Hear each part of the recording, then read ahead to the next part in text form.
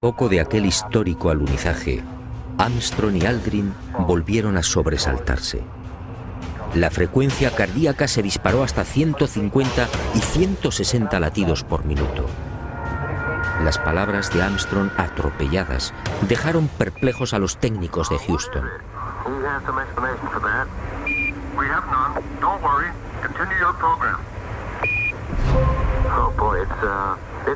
It's really something super fantastic here. You couldn't ever imagine this. Roger, we know about that. Could you go the other way? Go back the other way. Well, that's kind of rich and pretty spectacular. God, what is that there?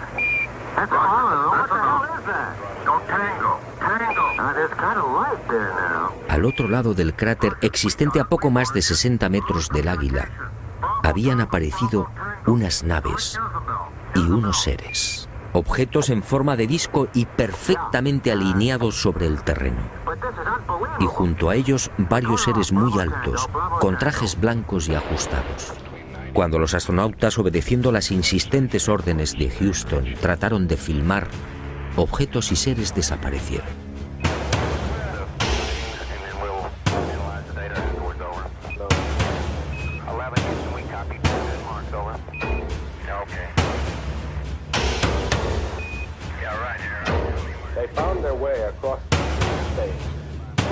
Y llegó el momento culminante, el verdadero objetivo de Apolo 11, la secreta razón que impulsó a los militares a conquistar la Luna.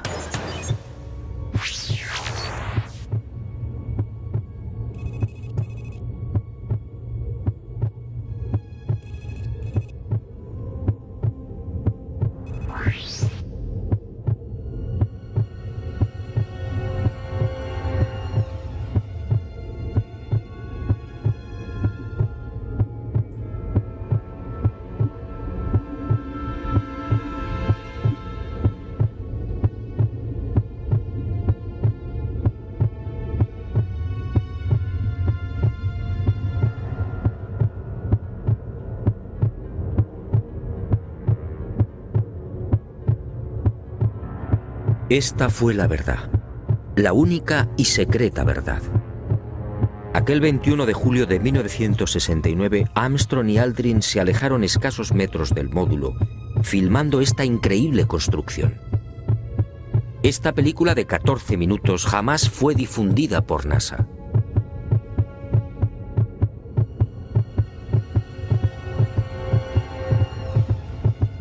Mirlo Rojo fue uno de los pocos norteamericanos que tuvo acceso a ella. A escasos metros, sí, del Águila. Y no fue casualidad. Todo estaba minuciosamente programado.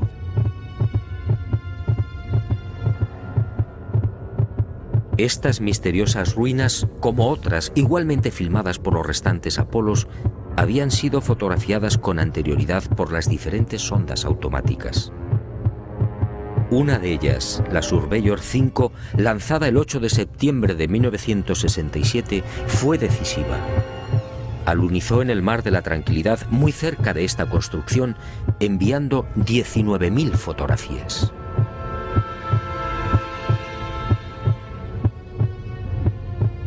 Edificios en ruinas.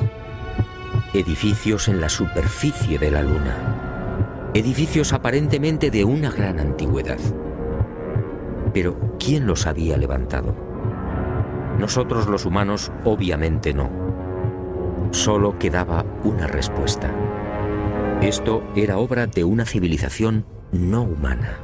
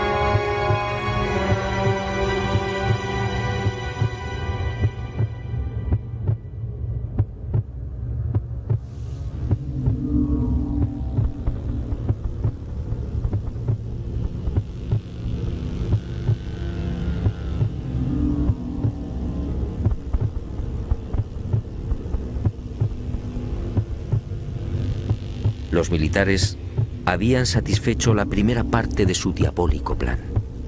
Ahora quedaba la segunda.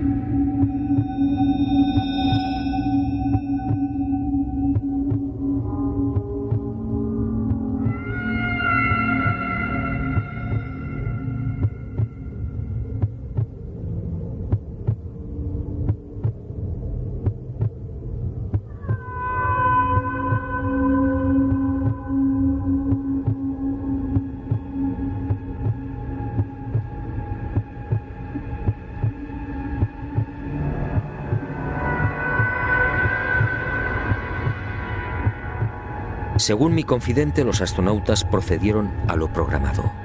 Recogieron muestras de los muros, tomaron medidas y se retiraron.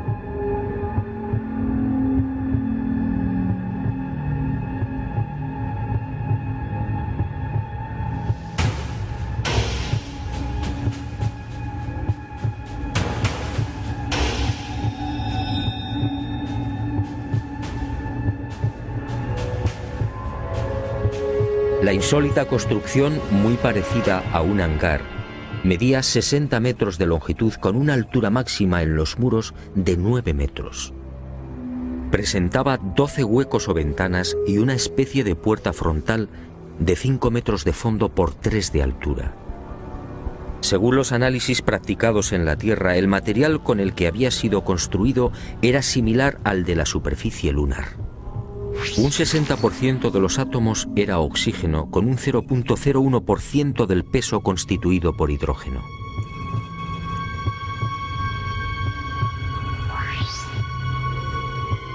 Las paredes se hallaban muy erosionadas. Esta circunstancia, dado que en la Luna no existe prácticamente atmósfera, hizo pensar a los militares que el edificio en cuestión podía tener varios miles de años.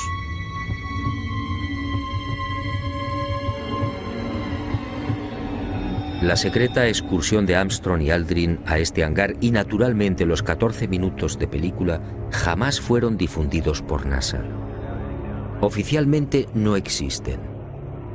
Pero poco faltó para que la increíble aventura se filtrara a la opinión pública. Todo se debió a un error de NASA que permitió la publicación en aquel 21 de julio de una escueta e incomprensible noticia. En un teletipo que dio la vuelta al mundo se afirmaba textualmente: el corazón del astronauta Neil Armstrong alcanzó las 160 pulsaciones por minuto al finalizar hoy su paseo lunar, mientras se hallaba trabajando en la dura operación del cargamento de muestras de rocas y suelo lunar. El hecho pasó prácticamente desapercibido, pero algunos con toda razón se preguntaron: ¿cómo era posible que Armstrong sufriera semejante aceleración cardíaca en el más que inofensivo y cómodo transporte de rocas lunares? En el delicado descenso del Águila, la frecuencia cardíaca de Armstrong llegó a 156 pulsaciones por minuto. Ahí sí estaba justificada la fuerte alteración del astronauta. En la carga de rocas, en cambio, no tenía sentido. Armstrong, de 39 años de edad, había llevado a cabo 78 misiones de combate en Corea. Había volado más de 200 modelos de aviones y tenía fama por su extraordinaria frialdad y nervios de acero. ¿Por qué iba a experimentar hasta 160 pulsaciones en la recogida de muestras lunares? La absurda noticia divulgada por Charles Berry, médico de los astronautas, no tuvo en cuenta además otro pequeño gran detalle que invalidó la forzada explicación oficial. Durante las 3 horas que duró el paseo lunar, Armstrong y Aldrin recogieron un total de 25 kilos de rocas. Dado que en la superficie de la Luna existe una gravedad 6 veces menor que la de la Tierra, el peso real de las rocas fue de 4 kilos. 4 kilos repartidos entre 2 astronautas y en diferentes momentos de la excursión lunar. La versión de NASA efectivamente no era creíble.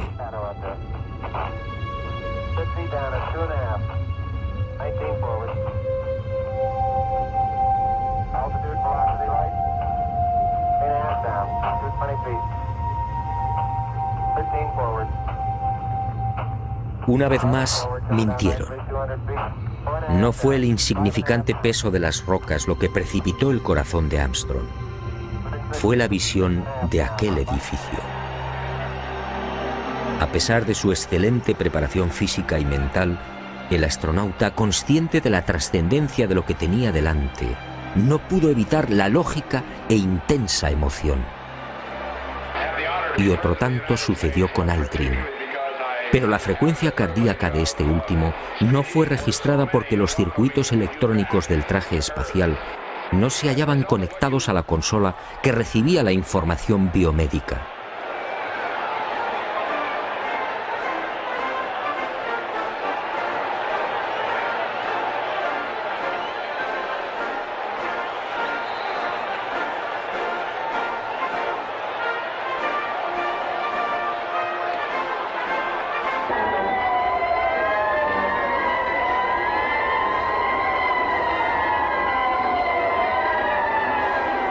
Los hombres del planeta Tierra posaron aquí su pie por primera vez. Julio de 1969. Hemos venido en son de paz, en nombre de toda la humanidad. Así reza el texto de la placa dejada por Apolo 11 en una de las patas del Águila, el módulo lunar que supuestamente todavía sigue en la Luna. ¿En son de paz? Nueva mentira de NASA y de sus propietarios, los militares norteamericanos.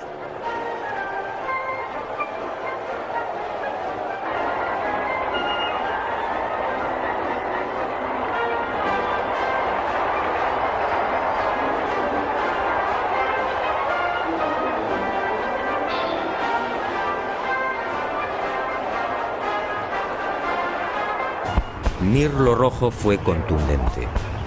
Hasta diciembre de 1972, fecha en la que se interrumpe el proyecto Apolo, otras 5 naves volaron a la Luna.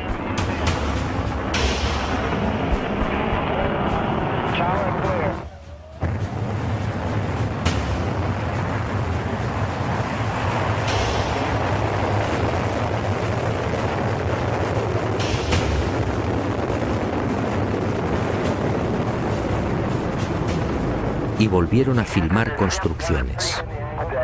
Después, esas edificaciones fueron bombardeadas y destruidas. Y existe la fundada sospecha de que Estados Unidos utilizó armas tácticas nucleares contaminando la Luna.